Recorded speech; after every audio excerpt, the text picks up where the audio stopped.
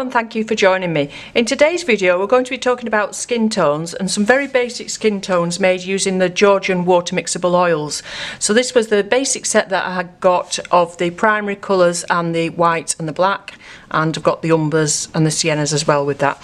So the ones I'll just get them here, the ones I've put out onto the plate already are Burnt Umber, French Ultramarine, Cadmium Yellow, Cadmium Red and Titanium White.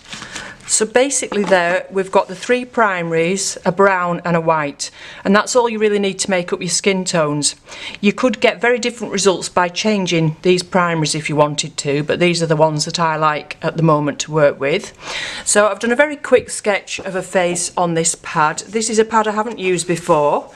It's a Fabriano one and it's £140 and it's especially made for oil. So as you can see, it's got quite a nice grain to it but not too rough, so it was easy enough to draw on. I did the drawing using a watercolour pencil, which is something I often do because that will just disperse into the oils and disappear. So if you use a neutral mid-tone, this was a very light brown colour, that's going to disappear much easier than if you use a very light colour or a very dark colour. So just use something in the mid-tone, a nice earthy colour to do your drawing with. You could do your sketch in paint as well, but it was just a quick way of getting a shape down for us to practice some of these colours on. And also for me to try out this paper and see how good it is. It's only a small pad, 18 times 24 centimetres, but quite a handy size. So I'll just pop that to one side. So I use linseed oil with my water mixable oils. I don't mix a lot of it into the paint itself because that makes the drying time very long. If you use too much oil, you'll find out that it takes weeks and weeks and weeks to dry. But I do just dip a little bit on the end of my brush just to make my brush move more easily. So that's all I do, is put a little bit on the brush and then mix my paints together rather than actually mixing lots and lots of the oil. And you'll see I tip it out of the big bottle because I've got a very big bottle of linseed oil into this little jar with a lid on, which is very handy. I think it was a little jam pot or something, and it's very handy to keep that in.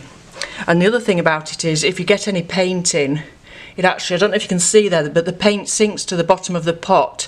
So when you just dip your brush into the top of the pot, you're getting nice clean oil and you don't have to worry about mixing the colours with these that in the bottom. So just by decanting a little bit into a jar like that, it makes it quite handy.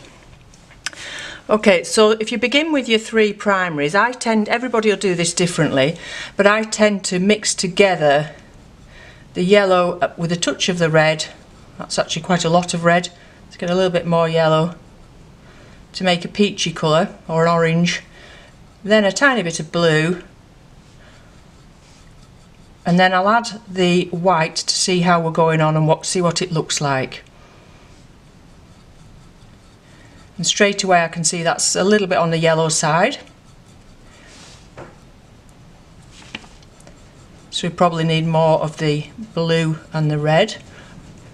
And again, it's going to really depend on your skin tones that you're looking at. And there we can see we've gone far too blue.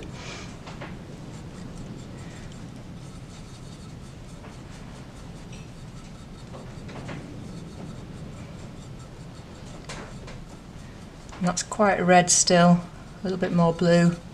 So you've got a very dark colour there, but that's going to be a good starting point for putting those darkest shades in. I'll just clean my brush off and we'll make a lighter colour. So again, I'll get a little bit of the linseed oil. Just helps move your brush more easily. And again, I'll start with the red and the yellow.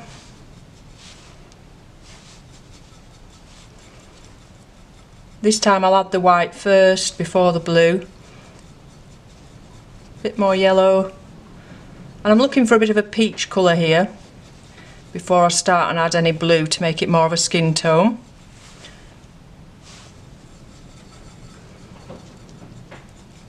And then I'll go a lot lighter with some extra white. So this is where we differ a lot from watercolours, because you're actually using white paint in your mixes rather than using the white of the paper. So you can see there we've got two completely different colours. although we have used exactly the same 4 colours in them. So from there you can go on, you can drag some of that out, and you might want a lighter area, so you could add extra white. You might want some where it's a little bit more on the pink side, where it's perhaps on a cheek or the end of a nose or something. You might want some where it's a little bit more yellow and a bit warmer. So use those same colours and then just keep mixing and altering the colours as you go. This is how I work. If you wanted to, you could make a full range before you begin your picture of all the tones from your darkest right through to your lightest. But I just find it easier to mix as I go along. You don't waste as much paint, for one thing, you just mix what you need. So it's very easy with oils to colour match as well, because all you need to do is get the colour that you want on your brush and put it against whatever you're working from, your subject, and you can see there that you've got a colour match, and it's not going to dry differently. With watercolours, it's very difficult to do a colour match because you know it's going to fade considerably and you've got the white of the paper showing through, so it's not just as easy to colour match. With oils and acrylics it's very easy because you can hold your brush up with that colour on against your subject to check whether that's the right colour or not.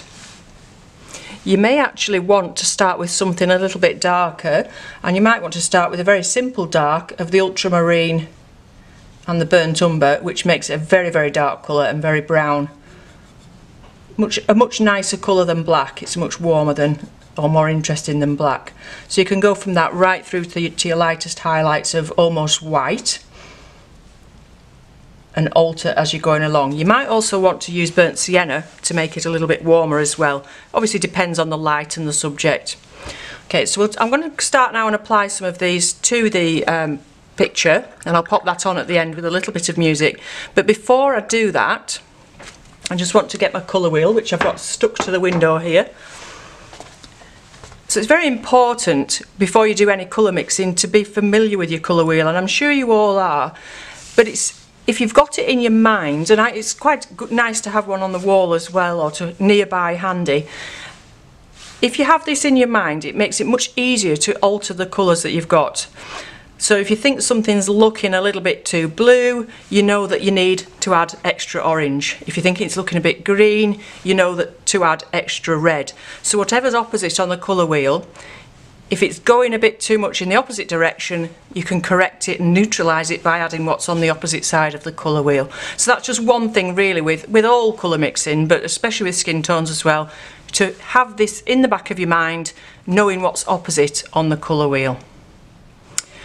Okay, so I'll go ahead now and put some of this colour onto that little sketch that I did. I might not finish the whole thing, but just to show you how you can get a nice range of colours with just these 4 colours from the Georgian water mixable oils.